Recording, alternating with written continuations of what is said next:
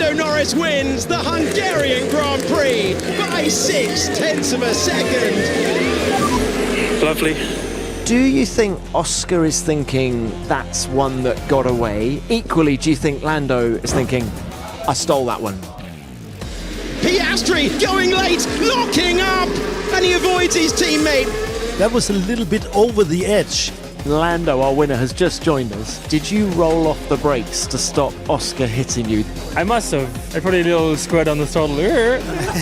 For Gavi to be able to deliver in the kind of race that he was able to deliver here at the Hungary ring was great to see. You just have to listen to me. I would have found a different way of managing those issues.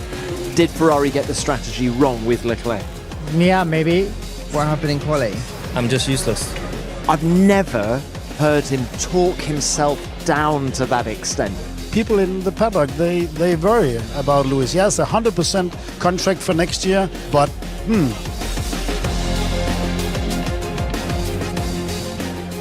McLaren versus Ferrari, Piastri versus Norris. The Hungarian Grand Prix was decided by some gripping strategy battles and a tense duel on track in the closing laps. Welcome everyone to F1 Nation. I'm Tom Clarkson, and joining me in the Budapest paddock is the most successful driver in Le Mans history, Tom Kristensen, and Fox Sports Mexico's Diego Mejia. Guys, what a race, what a weekend. TK, it was a stunning duel at the front, wasn't it? yeah, it was. I mean, it has been a stunning. I mean, Hungary just never disappoints. It always throws up some suspense. Look at the qualifying yesterday. Just in the middle of it, it starts to get cooler, the wind come up, and suddenly, poof, you had a Ferrari on pole. Tom makes a good point there, Diego, about the closeness of it all. I mean, top 10 yesterday, separated by just half a second, and this was the closest winning margin in a green race that we've had all year. Yeah, absolutely. It was a fantastic weekend. Coming from qualifying, the drivers having to improvise with these changing conditions in the wind, even within Q3, changing direction, and Charles delivering this surprising pole. The contrast with the crisis Lewis is going through on the other side of the garage, and then this Grand Prix that delivered, I think, the best fight we've seen so far between Lando and Oscar, and hopefully the first of many that we see in the last 10 races. It was the tensest battle we've had between the two McLaren drivers, wasn't it? Yeah, and a little bit, I mean, going right till the very end. If we start there, when Oscar launched it on the penultimate lap, I mean, that was a little bit over the edge. Again, a little bit similar, of course, in Austria, but this was even a little bit worse because for me it was not on. And that was a little bit surprising, seeing how decisive he has been in his overtakes. When you look his career in Formula One, they have always been splendid the way he put it in. But this time he was a little bit ambitious with that sense. Diego, how did Lando Norris's one-stop strategy beat Oscar Piastri on a 2? Wow, I think there was no other way for Lando to win the race, basically. So I think from that point of view, he had to try it, because otherwise he was going to finish behind his teammate and he was going to lose margin. So at that point, I mean, we saw from very early with Fernando especially that there were some drivers keen on trying the one-stop. I think Fernando's pace indicated that from very early on. And then the radio starting to come up with Oscar also being asked about the possibility of making it work. So, I mean, as Lando himself said on the radio, I mean, let's give it a try. He went for it and he delivered.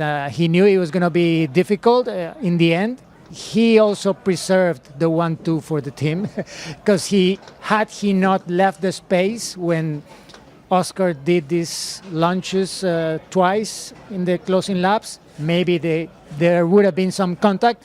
I don't know if the kind of contact to get both of them out of the 1-2, but yeah, it would have been very difficult to avoid contact. Do you know what? Lando said something I thought very interesting after the race. In the press conference, he said he didn't doubt that he could make the tyre last the Grand Prix.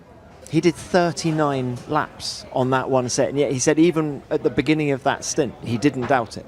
That's when you see his experience come to front.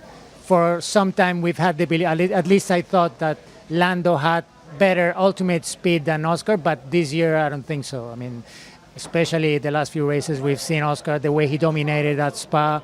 I asked the other day Andrea Stella what has improved the most on Oscar's side since he claimed his first win a year ago here, and he said speed. And that has improved everything else with it. The experience obviously gives you more perspective in certain decisions. You know more about what you can do with certain aspects. And he had to play, but it seemed like he had the conviction that he could make it work. It was tight, but he made it work. And the other thing is, whenever you saw the onboard stuff, Oscar getting close to the car ahead on the last corner, he had a few nice oversteer moments.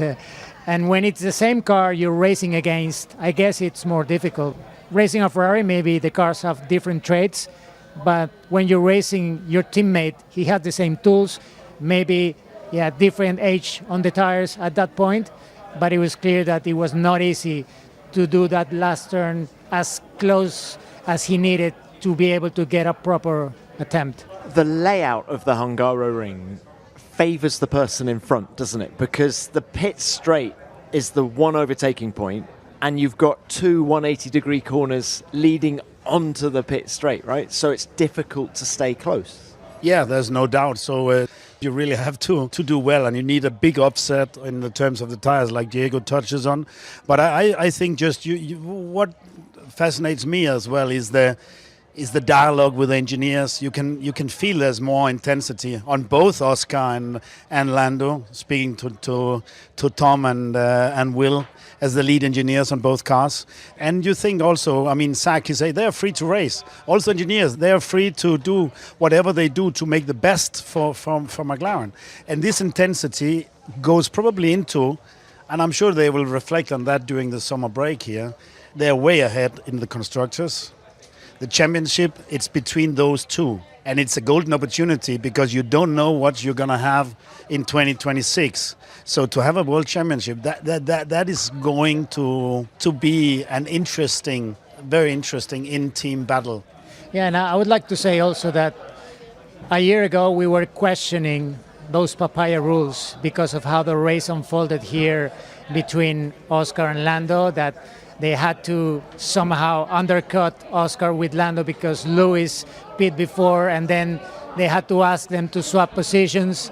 Lando did it in the end. Looked like he didn't want to, but he did it with 3 laps to go. And it didn't look like the papaya rules would be up for a fight between two McLaren drivers. But a year on, I like what they've done.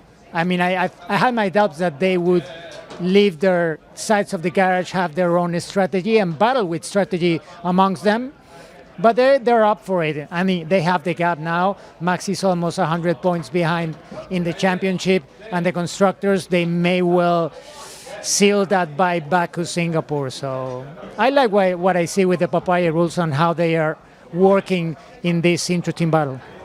Do you think Oscar is thinking that's one that got away? Equally, do you think Lando, if he's being really honest with himself when he's looking in the mirror, is thinking, I stole that one? Yeah, in a way, surely. One is right under the gearbox of Charles Leclerc, the leading Ferrari. The other one is down in 5th. And then these strategies sometimes come in handy, like we just explained. Silverstone, he had it all. Spa, he did really well. But then again, here it's a small dip, so it's You're smiling. There is nothing to choose. What do we got? 9 points between the two McLaren drivers. I feel as we go into the summer break, that might as well be 0. It's going to be fascinating how this all pans out. Tom, there's one more thought I want to pick your brain about, and that is something Andrea Stella said in the press conference on Friday. He believes that the relationship between these two drivers is better now than it was a couple of years ago.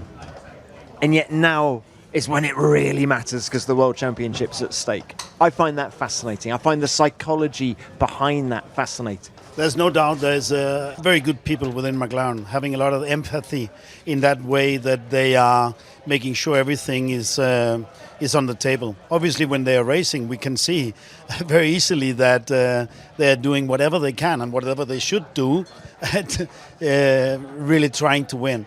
And for sure, you have already seen in Canada, You nearly saw a little bit in Austria. You saw it again here. They go all in direct fight and trusting their own instincts. But fireworks are coming, there's no doubt. But I have, like Diego touched on before, I have utmost respect of the way the management are dealing with the drivers, because they're quite close in. And Lando a little bit older, a little bit more experienced, of course, but they are quite near, and they know this is the golden opportunity. One of them will be world champion, and it might not be that McLaren have the best car in 2026. So it is going to be nail biting, and there will be fireworks. But the question about how they are behaving, I take my hat off. They are both cool guys they are both welcome at my Christmas dinner. Can we come? Is it a case of keep your friends close, keep your enemies closer? But it's not about friendship, it's about respecting each other. They're racing each other hard. But as long as they can look at them straight in the eye and discuss these things after, I'm sure they are doing that clearly. Otherwise, and that's done way before the papaya, but they're doing it every time. Because, of course, you have fractions of when they are overdoing it. Just today. I mean, Oscar, nearly on these 2 laps, he nearly overdid it. And I think there was a little bit of help on the second one from Lando, actually, knowing that he would have a go as they were running out of laps. We're in the McLaren Moto and Lando, our winner, has just joined us. Did you roll off the brakes to stop Oscar hitting you? That's been our question. I must have. I probably a little squirt on the throttle. I don't actually know, because you do it all. It's all instincts then, you know. I was watching my mirror, so I probably had a little a little off the brake and back on. I'd have to check. I don't actually know the answer. So. Lando, it's been such a good weekend. You're on a high. You're staying for the test, aren't you? Yeah, I just don't want to leave, so I wanted to go and do another test on Tuesday. So, yeah, no, a bit more work to do before the break. Yeah, well done from all of us. Thank you, Lando. Thank you for that. Obviously, going to turn 1, Lando knew exactly where Oscar was and probably realized there's a move coming. There was a penultimate lap, so he knew that it was going to come, and he was watching the mirrors, as he said. So instinctively, you probably do a little bit of modulating of the brakes at the very end. I mean, trail braking there, just to make sure that both cars were leaving turn 1 again. Definitely, it got close, and instinctively, when you see a little bit of smoke, you know that the car behind comes faster than it should. It must be a hard thing as well. You're in the title fight of your life, and he's staying in Hungary to do a 2026 tyre test. Do you think his brain is worried about 2026 right now? Oh no. Yeah, as much as they say that they want to preserve, this feeling within the team and hopefully make this a trend that McLaren dominates F1 for many years. The focus remains on what's going on this year. I mean, any laps, I guess Tom would know better, but any laps that a driver can do are helpful. He's building, team building in some way, an extra effort before he goes on holiday. But yeah, I think it's good. And touching back on what Tom was saying, I asked Lando in the TV pen whether he would have tried that same move that Oscar tried on him twice at the end of the straight, and he said, yeah, I mean, you'd rather try than leave the track when you know that the victory was there for you to take. TK, you have driven the TPC car for McLaren. Yeah, so I'm a little bit disappointed that they didn't ask me to do the 2026 tire test here, but they might have forgot about me. How do you find these cars? Are they? I drove the TPC car last year at by invitation of Zach Brown, so it was a great opportunity. And he made sure there was a sufficient circuit for me. So in the beginning, I thought it was going to be Silverstone, but it was Red Bull Ring, and as you know, sector 2 and 3 there are pretty fast. So I realized there that I'm not fit enough anymore by age of these wonderful cars. Seamless in terms of the gearboxes, unbelievable. You don't lose any speed in changing, just goes go through the gears. The brakes, the car is not pulling anywhere, is giving very good feedback. So everything comes sort of easy to the point that actually they say, thank you very much, that's it, the 10 laps are done, Tom. But that happened really fast, and I enjoyed it. But they are very physical, particularly turn 9. That was where I had the biggest offset to Lando and Oscar. I had the whole thing in the sim months before. That's the penultimate corner. That's the penultimate corner over the crest. I think the whole flash of my body was at the left side of the monocoque through there. That was the feeling I had, and I was still losing a few tenths. But of course, the ground effect, the downforce, the power in braking and accelerating and cornering. Yeah, very, very impressive. And it have helped me a lot now to communicate the feeling of these great athletes, what they are achieving, what they are doing. This episode is sponsored by Indeed. You know that feeling when you realise you needed to hire someone yesterday. The pressure's on and you need to move quickly, and that's where Indeed can help. Stop struggling to get your job post seen on other sites. Just use Indeed's sponsored jobs to stand out and hire fast. Your post will jump right to the top for the most relevant candidates, so you connect with the best people for the job from the start. In fact, Indeed data shows that sponsored jobs posted directly on Indeed receive 45% more applications than non-sponsored jobs. And what I love about Indeed is exactly what I love about our sport. It's streamlined, efficient, and built to deliver under pressure. No lengthy subscriptions, no locked-in contracts. You only pay for results. And when I say it's fast, I mean it. In the minute that I've been talking to you now, 23 hires were made on Indeed worldwide. There's no need to wait any longer. Speed up your hiring right now with Indeed. And listeners of this show will get a $75 sponsored job credit to get your jobs more visibility at Indeed.com/nation. Just go to Indeed.com/nation right now and support our show by saying you heard about Indeed on this podcast. Indeed.com/nation. Terms and conditions apply. Hiring, Indeed is all you need.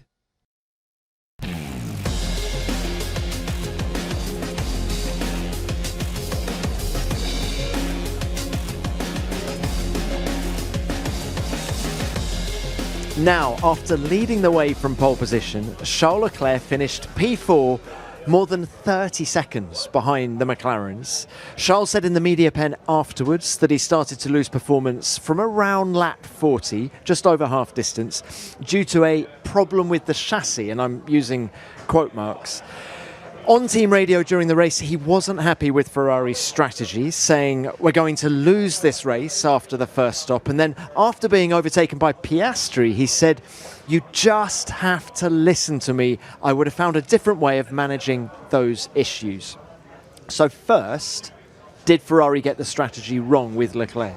Yeah, maybe they did, but ultimately the strategy with the problem they apparently had was going to be second in the order of causes for not delivering the result. I guess the real issue was more to do with why did they lose so much pace from that lap 40 that you just mentioned, because it was very clear that that was no more the Leclerc that we saw fend off Piastri at the beginning of the race. So there was a real issue, and he had nothing. I mean, strategy could have helped a little bit, but it wouldn't have saved his race, I think. I don't want to focus on the negatives of Ferrari. I think there are so many positives to talk about. I mean, you know, that pole position lap by Charles Leclerc yesterday was stunning. Nothing less than stunning. Absolutely, and that, I mean, we know how fast Charles Leclerc is over one lap. I mean, he's absolutely maybe the best over one lap. I mean, here we have seen that so often in the fight against Max Verstappen earlier. But bringing it up there, that brought a lot of smiles on the faces at Ferrari, and they were very optimistic going into the race. Starting in front, he executed a very good first lap. He was leading both on the medium tires, then on the hard tire.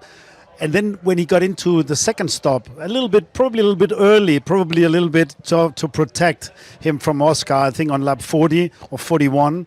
And then he got a second set of hard. And then he faded after there. So for me, it's a temperature issue on this or something I could imagine, which seems to get worse. And the temperature, likely which goes to the brakes or eventually on the tires, of course. But they are very close on that, of course, and they will go to sort that out. But it's fascinating to hear that it's something they discussed beforehand. They were not completely agreeing, and Fred Vasseur couldn't give us more thought on that. But it will be solved before they go to Zandvoort. There's no doubt about that. I mean, another positive for Ferrari is that Leclerc was saying before the weekend, statistically, this is my worst track of the season. I've never had a decent result here.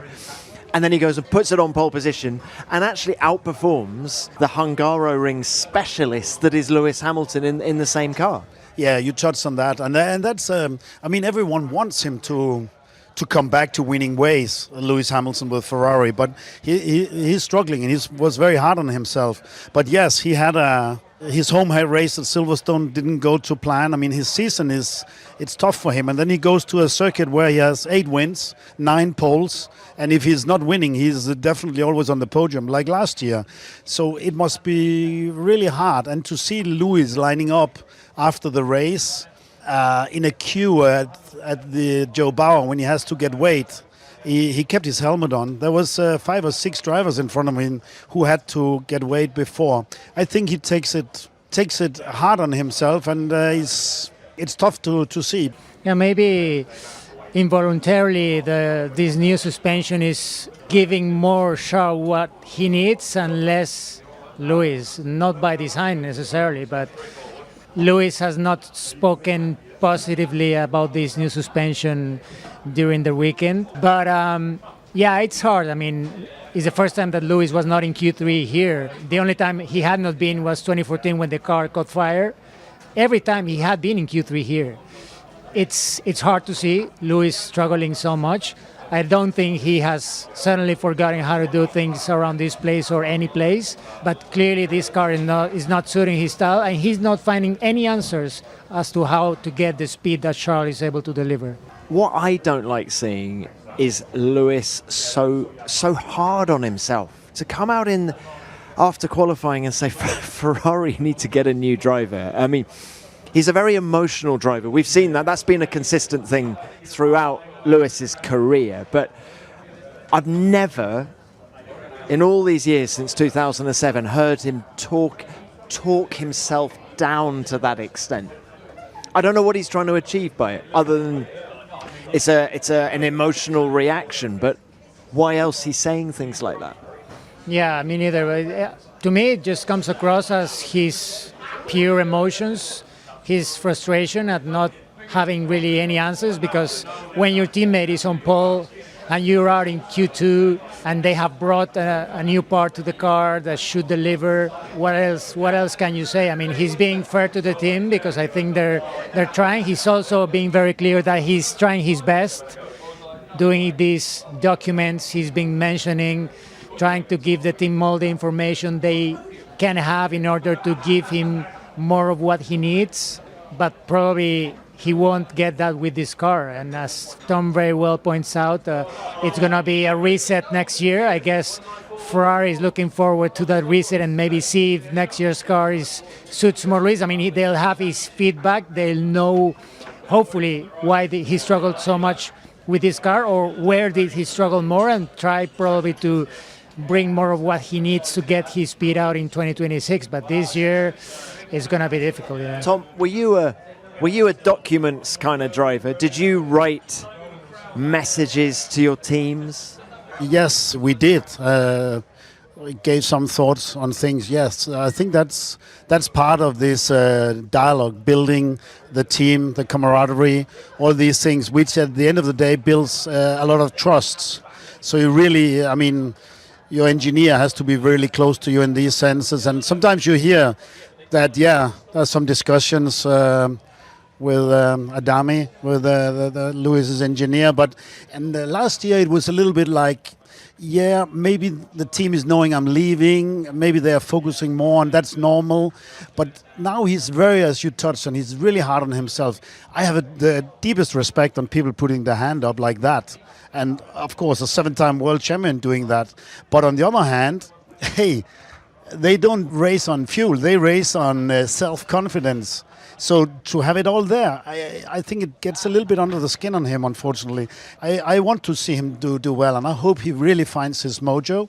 But people in the paddock, they worry about Lewis. He has a 100% contract for next year. Ferrari wants him to do well the most, but Yeah, they're bringing in some changes. There's been a new addition to his side of the garage with Luca Diella, who used to work at Mercedes for a long time, and he's now on his side. He was, I guess, a performance engineer in the power unit for Lewis at Mercedes. So I guess, I mean, it's not going to happen from one race to the other. Hopefully they're able to use the second part of the year to build more around the team that Lewis needs to get what he has been having in his good time at Mercedes. It's very true what Tom says about these ground effect cars, and there is this question of whether, like it happened with Daniel Ricciardo, if these cars are so special and so tricky that maybe negate the ways in which certain drivers get their speed and the ultimate pace.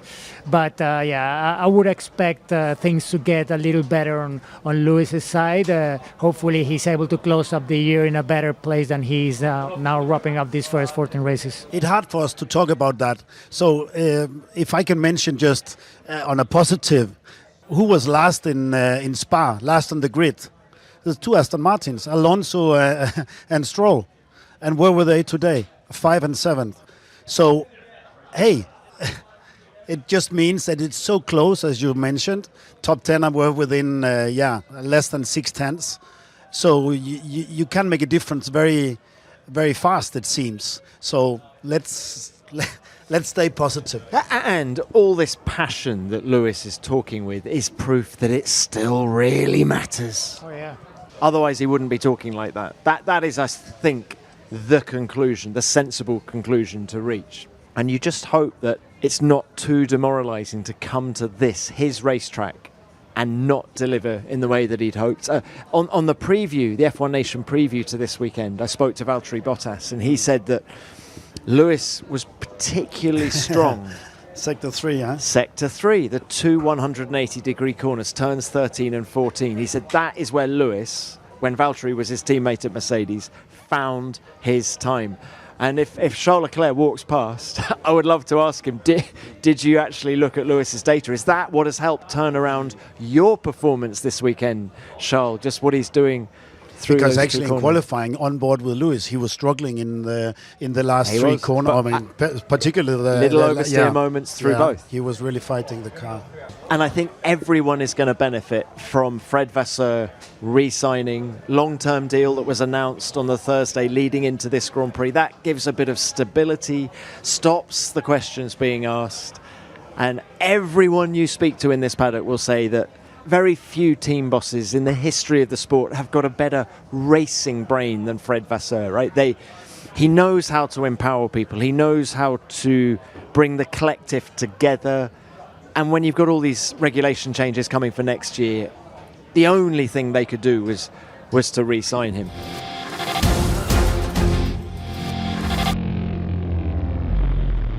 Let's move on to Mercedes, who had a much stronger weekend, with George Russell securing his 6th podium of the season and his first since that win in Canada 4 races ago.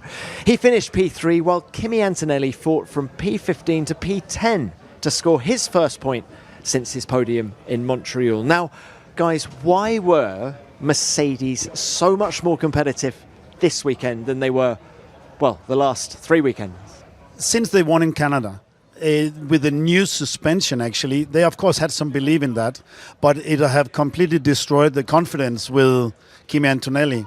And on Friday evening here, I spoke to him. He was incredibly happy. He found again he could play with the car, and he had trust in the car again. And that comes from the rear suspension. Whatever they have done, I'm not sure. But at least they've reverted back. And we have seen Mercedes doing that before. They come with an upgrade during the season, but then they have to go back. And of course, that doesn't make them close to being world champion again. The car is on the edge, a little bit of a diva. But for me, the rear suspension, for Kimi Antonelli particularly, made it good. George is always fast, always good, but he doesn't always get a perfect weekend. And I think that is a little bit of that diva Mercedes. It seems still is there a little bit. How much of Kimi finding his mojo again, to quote you, is down to this racetrack being so like a kart track? Because Kimi, he's only 18. It wasn't so long ago he was driving karts. Do you think it lends itself to karting, and it almost feels like what he grew up doing, and it feels less like a Formula One car here and more like a go-kart? I don't know, but he certainly spoke very well about this track, and he's passed at the Hungarian before starting the weekend. So already he was on a very positive mood on that side. I mean, he needed that because his European season, by his own standards, has been really bad. I mean, this is his first point in the European season. Who would have thought? I mean, his best races have come at racetracks where he had not been before. I mean, his pole position for the sprint in Miami, where he had not been to. And suddenly he finds it so difficult throughout the European season, sometimes because of the car, also because George is setting quite a high standard within the team, and he's, being put in to fill the shoes of a 7-time world champion in Mercedes. So it's not an easy position for a rookie driver and the youngest to be in. But I like the fact that every time you speak to Kimi, he always comes with a smile, regardless of being it a good or a bad day, and he tries to speak to you in the best possible way. It's good that he lives for this pause in the calendar with a good result, a solid weekend. Obviously, if you look at where Josh was, probably it was not ideal, but it was a step towards building on having a better end of the year. And George, I mean, he set the fastest lap of the race. His pace, once he got the last set of tires, was quite impressive. The temperatures came down for the race day relative to what we had, especially on Friday, and that probably helped too. But you see George delivering. Whenever the car is there, he is there, and he was even quite close to pole position on Saturday. Yeah, just a 10th, wasn't it, on Saturday? And do you think both drivers are now relaxed about next year? Max Verstappen has committed to Red Bull. Do you think they're both going to sit on the beach for a couple of weeks, knowing that they've at least got 2026 sorted?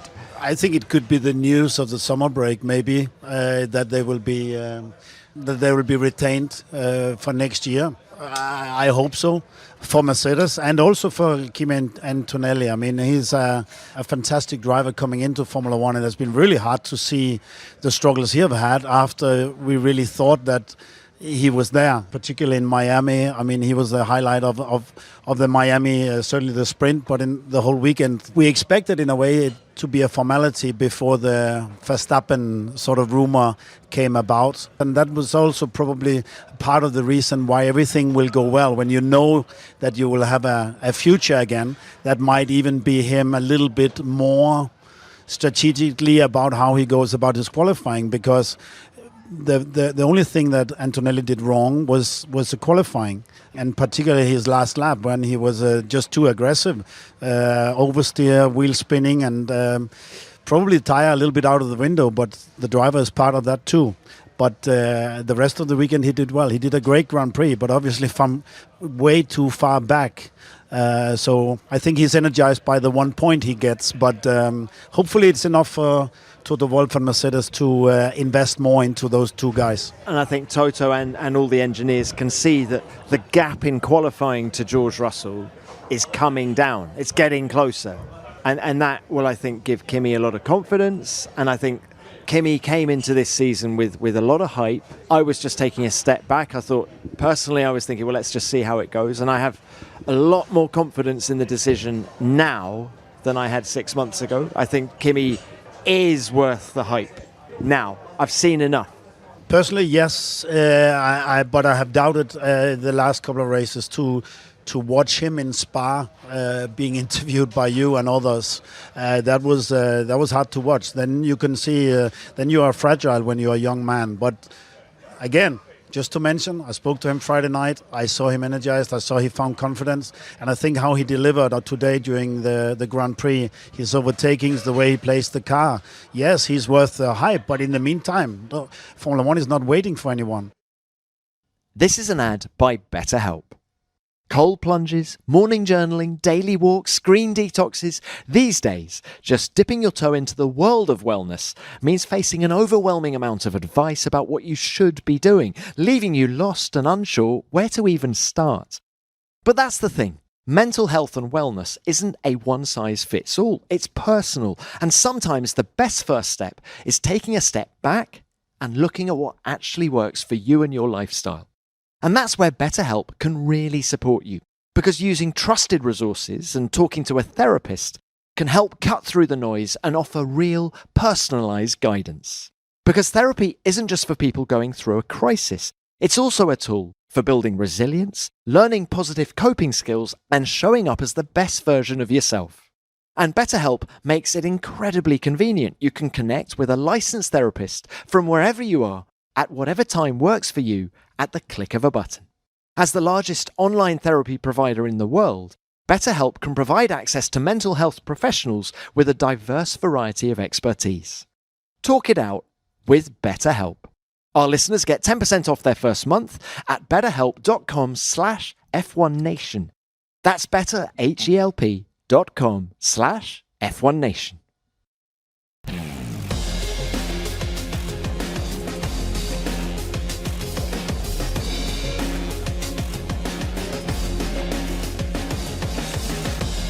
Let's talk about the Brazilian drivers, okay? Gabriel Bortoleto has just had his best weekend in Formula One. Driver of the day. Driver of the day on the telly. We'll come to who your driver of the day is later, TK. But, you know, he finishes a career best P6 after his best ever qualifying in P7. And actually, it's worth mentioning that a Brazilian driver has just won the Formula 3 championship as well. So after a dearth of talent, we've now got the Brazilians coming through again, haven't we, Diego? Yeah, it took like 10 years for it to come back since the days of Massa and Nasser, the Felipes. There was a long period in which we didn't have any Brazilian drivers. We had Pietro Fittipaldi come in the Haas when Romain Grosjean has his accident, but it was for a couple of races. And now we see these two drivers who have won exactly with the same team in Formula 3 with 3 years separation. Rafa Camara is also a Ferrari driver, academy driver. He was helped into that by Scuderia Telmex from Mexico in the Latin American selection. That's how he got involved with that, and he is really delivering. He's won a championship for the second year in a row because he was the Formula Regional champion last year with Prema. Now we tried in on his debut season. I'm sure Gabi is also very happy to see that the Brazilians are now coming back, and he himself did a great weekend. He was very happy. Last race he also did well, but in the TV pen he seemed a little frustrated, like he hadn't done the optimum that he's always searching for. And because I asked him at the beginning of this weekend in Hungary, like, why aren't you so happy about, it's a Sauber and you were in the points? And yeah, but I'm used to being on the podiums, winning races.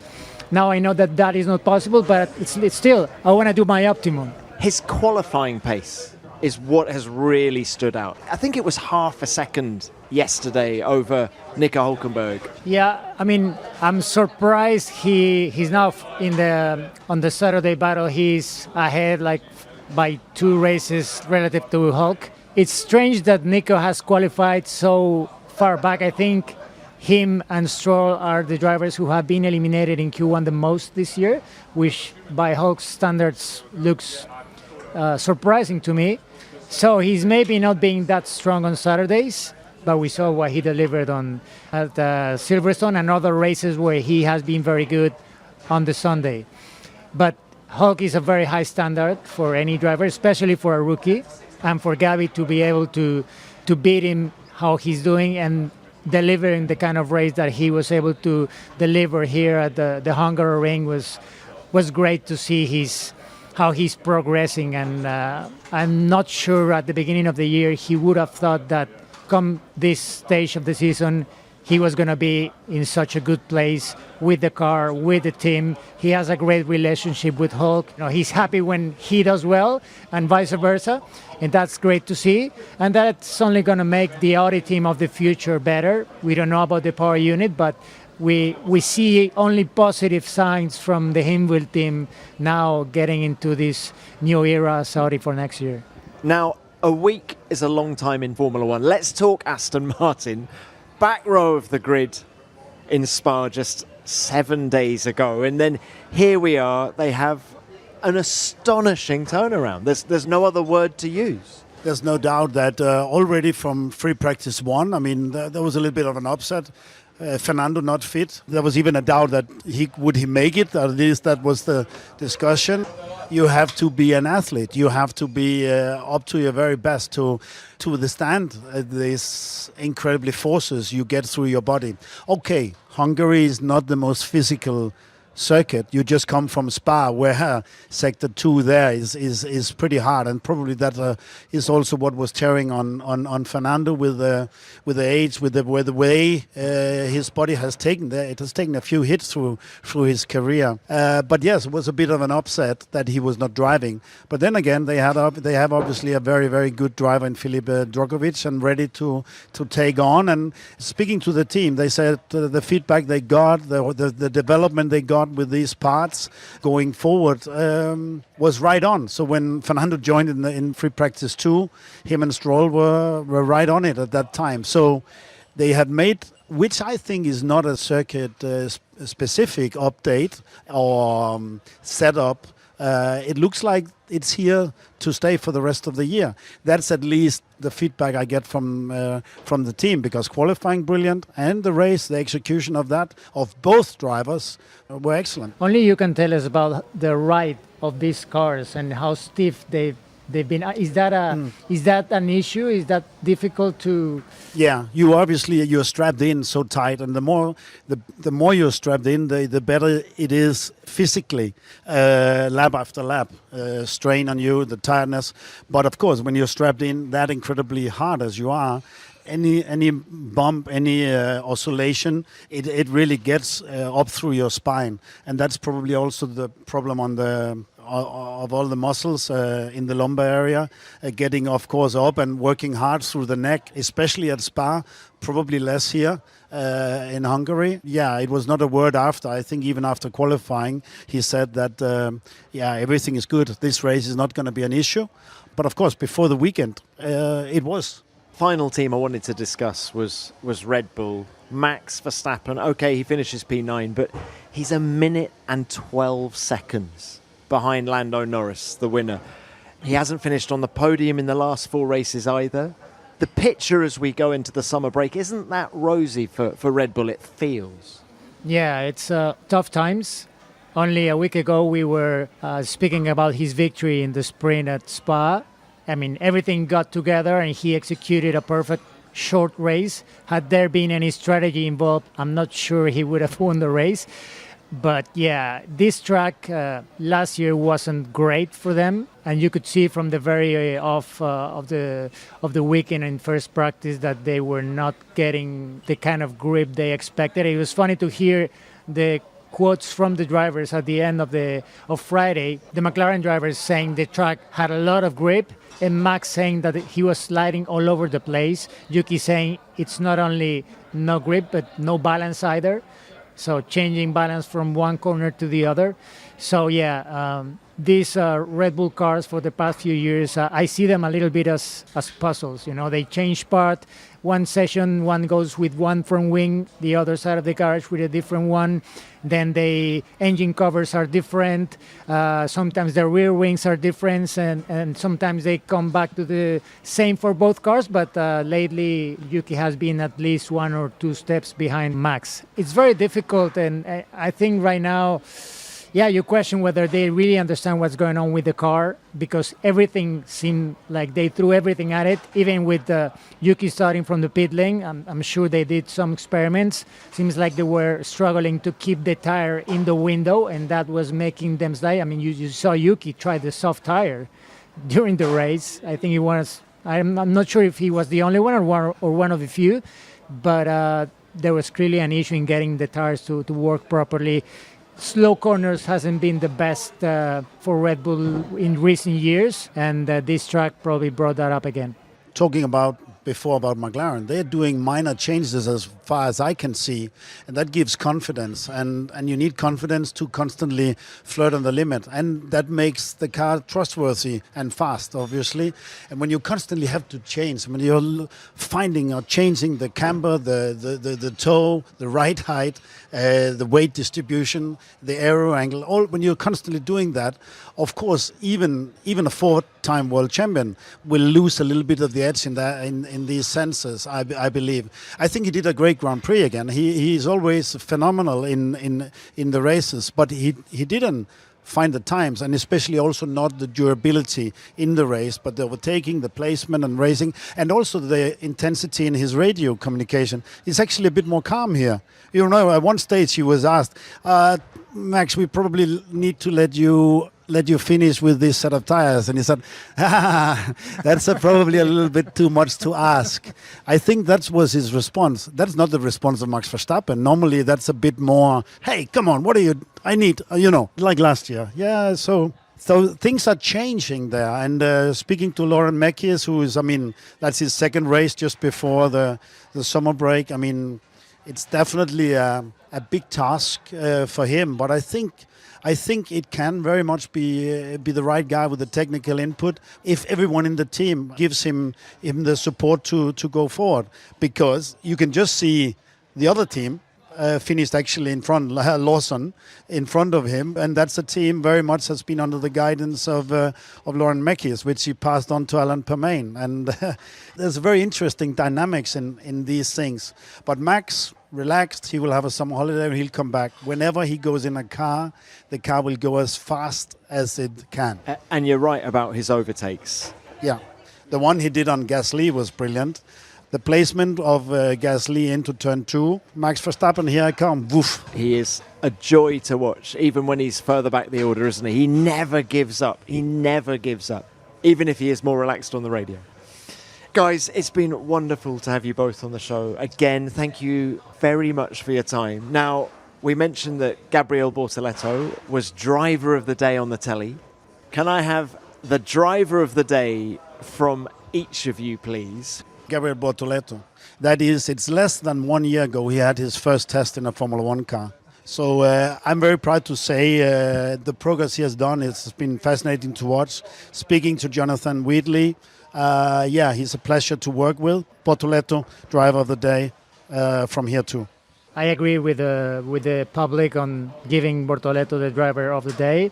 Alonso also was great. I guess he maximized what was possible with the Aston Martin, especially with starting the weekend with this pain on his back and managing that throughout the weekend to get the result in the end when the car clearly put an opportunity. But I also wanted to give Lando kudos for coming back.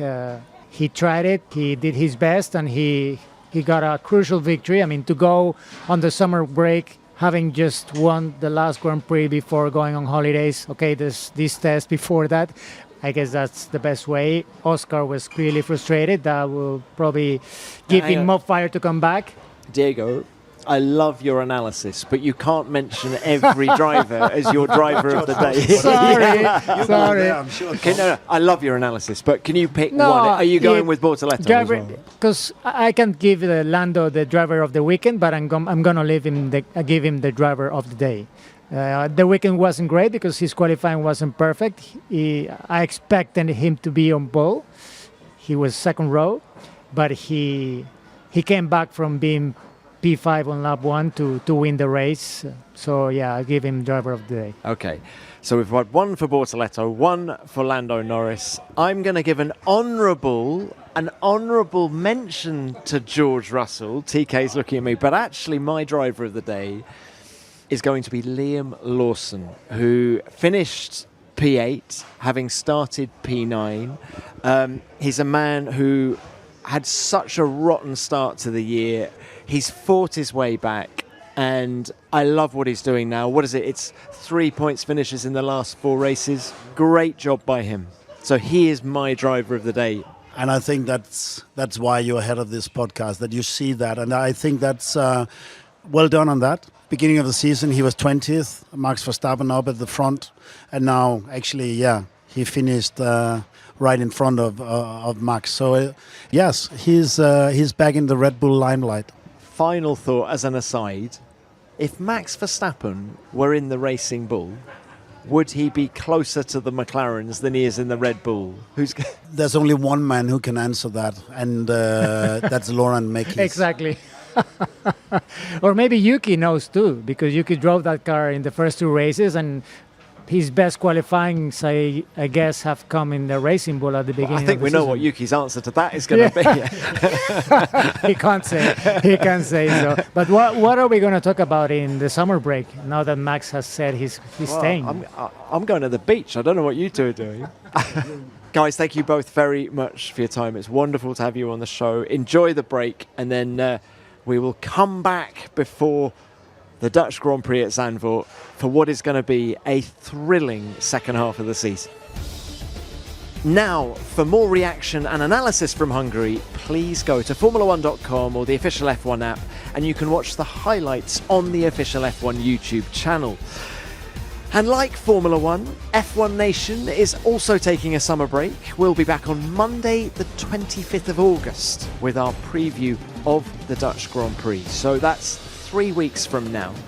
And to whet your F1 appetite in the meantime, do check out F1's other official podcasts. There's F1 Beyond the Grid, where the stars of Formula 1 slow down and open up. And former Ferrari driver and 8-time Grand Prix winner Jackie Ickx is my guest on this week's show. That's out on Wednesday. And you can also go back and listen to this year's chats with the likes of Lando Norris, Alex Albon, legendary world champions like Emerson Fittipaldi and Mario Andretti, and F1 the movie star Brad Pitt. You can also watch those conversations on YouTube. And the latest episode of F1 Explains is all about how young driver academies find the future stars of Formula 1, featuring Mercedes Junior Program leader Gwen LeGroux and F1 Academy driver Dorian Pand, and that's out now. Just search for F1 Beyond the Grid and F1 Explains on your podcast app. Thanks very much for listening. Enjoy the break, and we'll see you ahead of F1's return in Zandvoort. F1 Nation is produced by Formula 1 and Audio Boom Studios.